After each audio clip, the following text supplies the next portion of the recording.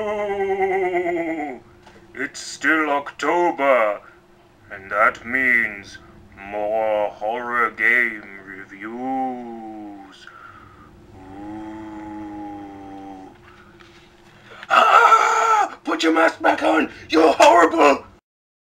Again, the horror theme is underplayed in this one, but this is Resident Evil Lost in Nightmares. This game is effectively Capcom's love letter to Resident Evil fans. There are gamers who slam the Resident Evil series for its lack of horror elements these days. Sure, I get where they're coming from. Despite the Resident Evil series leaning less towards horror, who says they can't still be great games? We're in. Let's move. Well, Lost in Nightmares. It's a downloadable chapter for Resident Evil 5, one that focuses more on horror and fan service, so it's all good.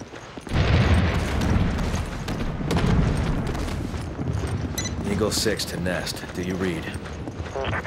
We read you, Eagle 6. Go ahead. We found some men down. Judging by their wounds, it looks like they were physically assaulted. I figure they're probably Spencer's security. Lord only knows what killed them.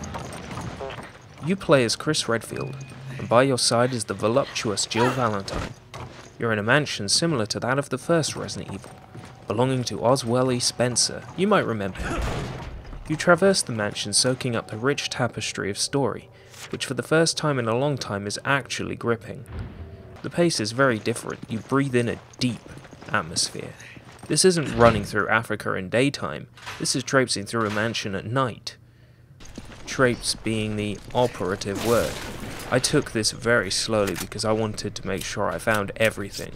No stone unturned. Thanks. There are some really great moments in this downloadable chapter. A window smashes open, you're expecting to see a zombie dog come bolting through, but it's just a bat. You're coming off of the shock and BAM! Another bat. The next time through. Cheeky, Capcom, cheeky. The nods to the environment, Spencer's love for cranks, an almost postmodern stab at the absurdity of the original Resident Evil. What is it with this guy and cranks? He's a man of refined tastes. He's obsessed. That's what he is. Jill! Okay. The voice acting's pretty good in this chapter, and the background ambience is great. This is what we want from Resident Evil, a nice steady middle ground between the action and the horror. More of this, please. I really enjoyed the section underneath the mansion, perhaps too much. I was actually properly frightened by the ugly looking mutated zombies with the pulsating giant eye bags on their backs. Yuck. The underground execution chambers are an excellent puzzle, though sadly quite simple in its execution. Get it? Execution? Got him. It is short, sadly, chiming in at just under an hour, and that's if you pace it out. But it's like Capcom saying, hey look, we can do classic Resident Evil. Even if we're forever stuck with the action, and action's good, don't get me wrong, I like it. The one thing that would have made this downloadable chapter better would have been more of those predetermined camera angles. There is a bit of that with the first person camera as you open doors, spooky. But it's just the doors. It would have been great to have more fixed camera angles, but that probably would have meant rewriting the engine code to do. Yeah.